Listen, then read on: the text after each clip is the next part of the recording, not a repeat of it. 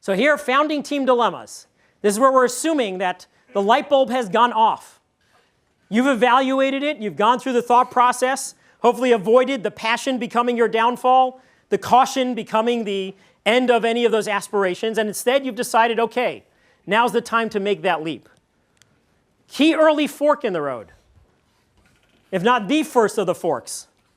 We're going to take a look at where we're going to have very different ways that you can go in terms of the co-founder side. What do we think this option is? Go it alone, solo founding, be Superman, take the weight of the world onto your broad shoulders, try to leap that building in a single bound all by yourself. Within my data set, even though this is a very valid choice if you've thought very clearly about whether you are what it takes to become a solo founder, only 16% of the ventures are solo founded. Far more the case that people head down the bottom path over here. 84% of them deciding to go the co-founding route. Just deciding to go down that path leads to a bunch of ripple decisions for you. We're going to take in particular a look at 3 of them.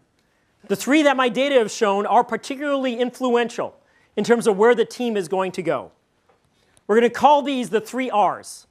There's going to be the relationships, the roles and decision making, and the rewards. What we're going to have is one slide on each of these, and then going to go deep dive into the 3rd of them.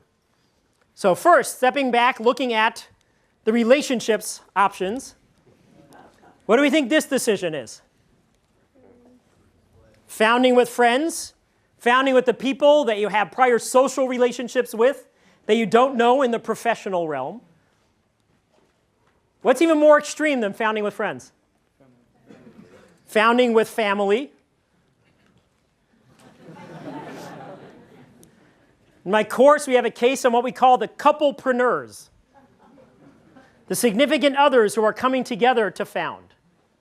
This is a very different model compared to co-founding with the people that you have prior professional relationships with. Key fork in the road on this relationship side of who am I going to tap as that source of co-founders. This, we're not going to have the time to go deeply into this, but there's some critical pitfalls that you face along the way. Which one do we think is going to be more common of how people go with where they look for co-founders? Friends? How many people say friends is going to be friends or family? Okay, how many people say no, the other side of the ledger, the dream team type? Okay, interesting. The hands here happen to match what the data says.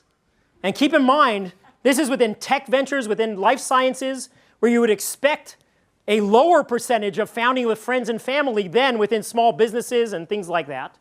And yet, more than 50% of the teams in my data set go with this left option.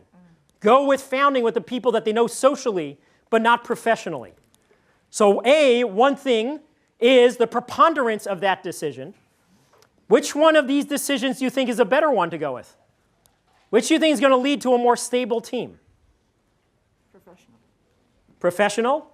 Okay, people agree? Okay. This happens to be where we can see a very common theme throughout a bunch of these decisions. The most common of the decisions are the most fraught with peril. The teams, the social side teams, the friends and family, the data shows are the least stable of all the types of teams. They are the most likely to lose a founder sooner, despite the glue that you would expect to be keeping them together. And so that most common of decisions, more than 50% of the ventures, are leading themselves down a path of playing with fire, of having a decision that could lead to forging a stronger team and bringing them to the glory that they are seeking when they go and tap that source of co-founders, but also is very likely, when you're playing with fire, to burn you